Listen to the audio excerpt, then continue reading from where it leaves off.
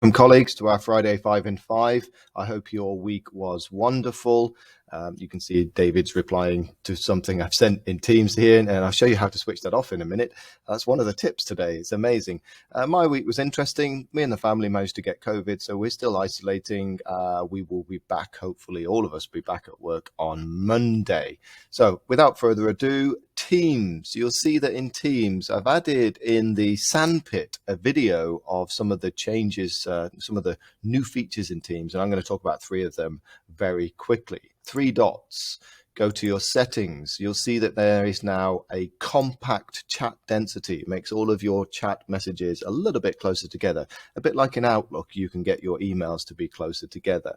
Also, as well, in notifications, when you're in a meeting, you can use Do Not Disturb to actually get rid of everything. But actually, in a meeting, you can also switch on the ability to stop those annoying messages appear down here. Just perfectly timed as well when you're sending a message. Not that ever Money is annoying, it's just that sometimes when you're in a meeting you don't want to see those things. So you can go to edit, and here it says mute notifications during meetings and calls. I want to switch that on. So that's the second thing. The third thing, very quickly, the emojis have also been updated. There's now thousands of more emojis inside there, just as if we needed more emojis. There are now more emojis, and you can see here lots and lots of these different things. I like this one, waiting. You can also, as well, sometimes on the emojis, very quickly, if you can right click on this, and then you can get different features of those emojis, different contexts, for you to be able to add those to your messages. Okay, over to Glenn. Take care, everybody. Bye-bye. I'm going to show you quickly QR codes and how easy they are now to be used as display for bringing students to repetitive ideas that you come back to throughout the year.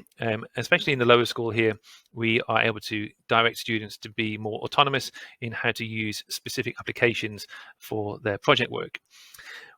One of the big things that we use is in the junior school is children as coaches. So within your browser, once you've shared this video, Windows is notorious for not being very good or as good as Mac in terms of sharing. So using things like your browser, OneNote, Google Drive, etc. to share, you're able to go and share things like QR codes and print them and put them around your classroom for specific ideas, especially from students to students, or from students as displaying their learning.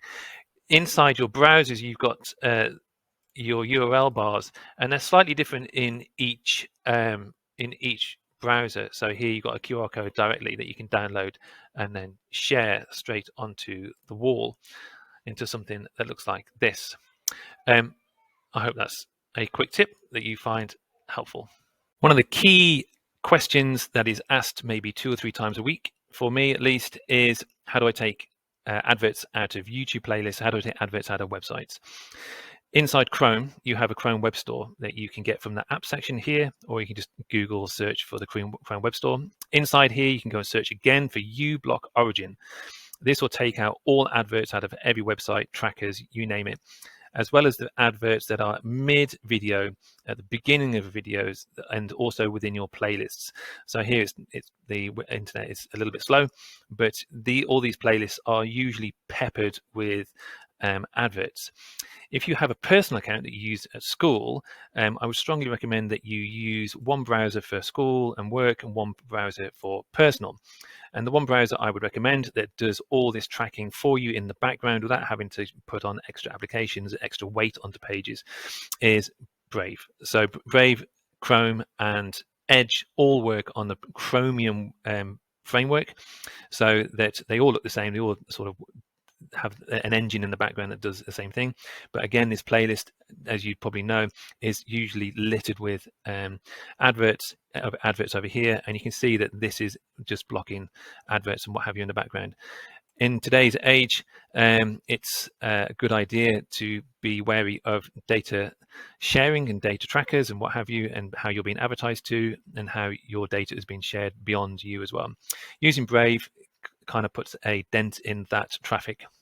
And I strongly recommend it for personal, as well as uBlock Origin for your Chrome extensions to take all adverts out of websites as well as YouTube playlists. I hope that's of use. Have a great day.